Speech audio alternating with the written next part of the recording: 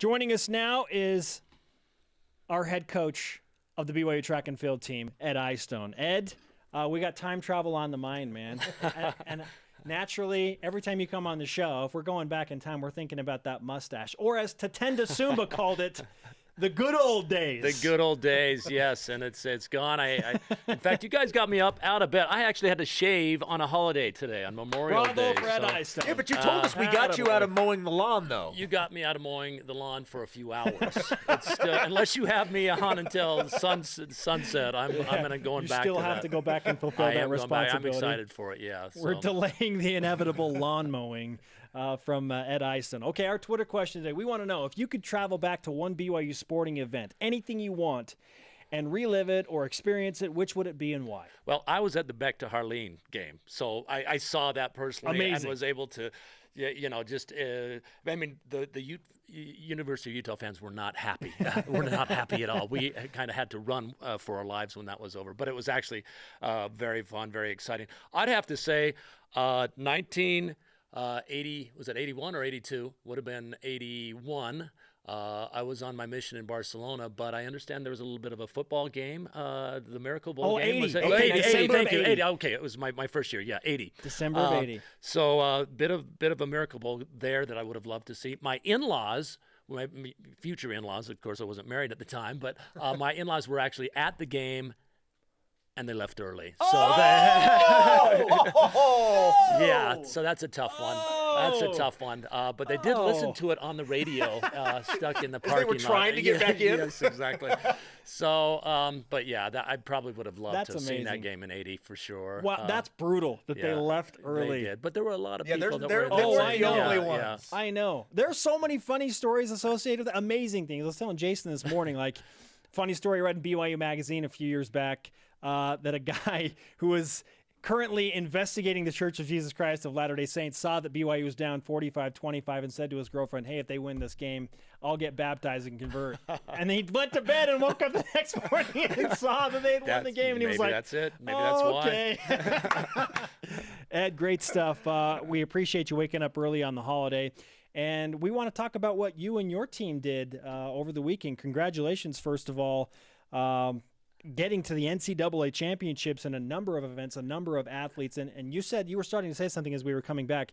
Maybe one of the best meets that you've ever had. Yeah, at least in the coach? 15, 16 years that I've been around, in terms of athletes stepping up in the first round of the NCAA meet, it's live or die. They got to really perform, and they stepped up. They got it done, and sometimes you just go in and you're just hoping that you achieve your expectations and kind of get in, and you have some favorites that should probably get in, and then you have some other people that it's going to be kind of by divine intervention almost, if they make it in advance. But what we saw was all the favorites advanced fairly cleanly, easily, and then a lot of these people who are kind of bubble people, like, it would be nice if they could do it, just stepped up and got the job done, and just event after event. And what happens, it's like any sort of sporting event, I think it's kind of contagious as athletes see other athletes qualifying and they go, wait, I'm in that same training group with those people. I'm going to go up and I'm going to give it my best shot. And so, we had 9 individuals and a 4x4 relay team advance. Maybe the most impressive thing to me was the fact that we had somebody qualify on the men's side from the 400 meters all the way up to the 10,000 meters. Wow. in every event. Wow. In every event, a non-hurdle event, and we had a steeplechaser. So 400 meters, 800, 15, the 3,000 meter steeple, 5 and 10, we have individuals represented. So that'll be really exciting. Well, not only did you have to deal with the competition itself, but you were dealing with Mother Nature outside. You had some pretty severe weather, tornadoes and whatnot that you guys had to deal with in the area. Yeah. I mean, we were in Kansas, so, we got to experience firsthand what Dorothy kind of went through in The Wizard of Oz. Tornado, sirens going off, warnings going off, warnings. We had a group of athletes that really pretty much had to hunker down in the hotel for a time when the sirens started going off, and then there was finally the all clear. But as a result of the lightning and the rain, we had multiple delays, and they turned it from a 3-day meet into a 2-day meet. But that's another thing that I think worked in our favor, because I think our athletes understood everybody's going through this right now, and this is going to rattle some people, and it's going to really put them off their game. So we just admonish them to focus on that, control the controllable, and if you're mentally tougher than somebody under those circumstances, odds are you're going to prevail and do better than somebody else who might be a little bit more rattled than you. So I think that actually was probably worked to our favor. Love that mindset. It's like the old Buffalo Bills saying, when it's the toughest for them, it's the best for us. And so BYU taking advantage of that, perhaps, to work through the weather and not get rattled. Are you a severe weather expert now after going through all of that? I don't know about that. I know that when there are flashes of lightning within a half mile, you better head for cover for sure. Holy cow. What was the most surprising you saw from your team or from an individual on your team where you were just like, wow? Most surprising, I would say probably Chase Horrocks in the 1,500 meters.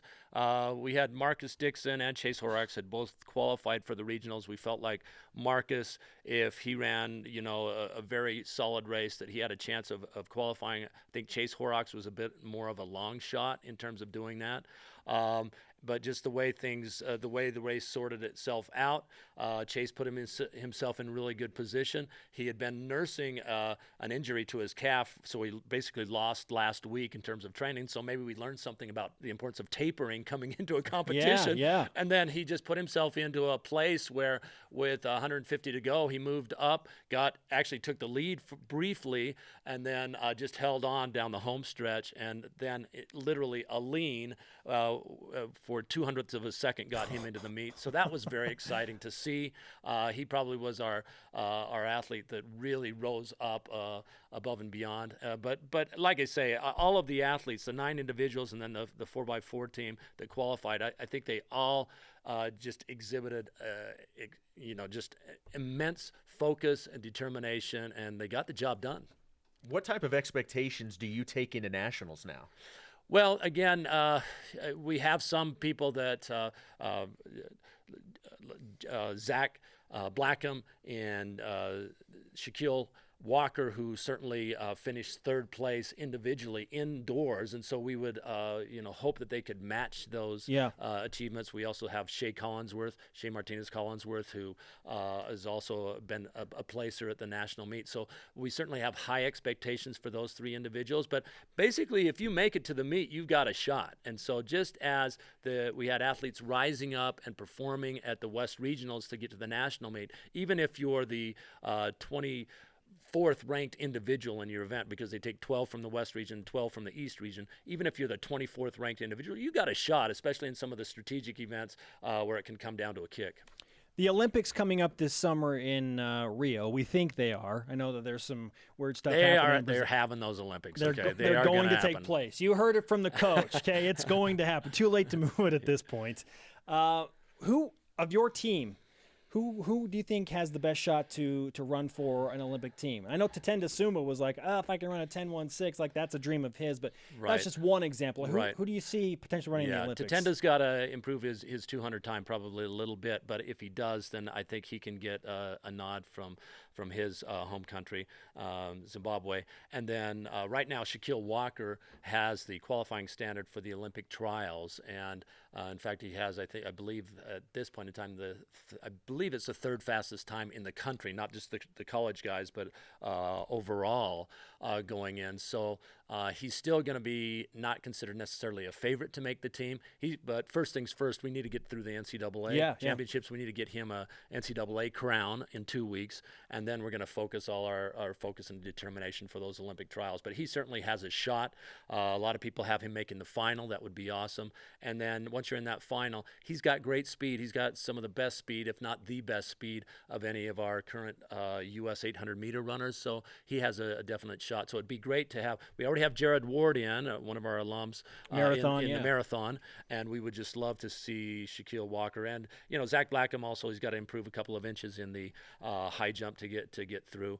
Shea Martinez Collinsworth obviously would be someone who's still working towards getting an Olympic trials qualifier time. But if you can get that mark and make it to the meet, then you've got a shot. Who do you think has the biggest personality on the team? Biggest personality on the team besides myself. Probably non-coach. Well, Who makes you laugh on a regular basis? well, Shaquille Walker obviously and you've had him on your show numerous times. So he's probably my go-to. Although we just have goofy guys on the team, which is fine because I'm kind of a goof myself. We had an incident where some guys on a training run by the river, by the Kansas River. Found a little souvenir, and some of my guys were in their room a little bit later, and this is like 2 hours earlier they'd had some visits from a teammate, and one went in to use the services there and came back out and says, "Why do we have a turtle in the bathtub?" And so we had a turtle sighting on day 2 of the meet, and then they had to run back with a turtle under their arm 2 miles to put it back in the river. And then the next morning they were out again doing some things, and they came back to their room again, and they looked in there. Day 2, turtle number 2 in the tub. So apparently there's a lot of turtles in Kansas, and Go figure. So there's fun stuff going like that on a regular basis, and that's what keeps it interesting for myself and the coaching staff. Having fun, succeeding. Congratulations on a very successful year for you and your team this year, and best of luck at Nationals. And thanks for coming in on Memorial Day. Thank you very much. I guess it's back to mow the lawn. Yeah, there, sorry. guys. We postponed the inevitable, I I guess. appreciate it. You got me to shave too, so that's all good. Thank you. Yeah, that's a good thing, right? I don't know about that.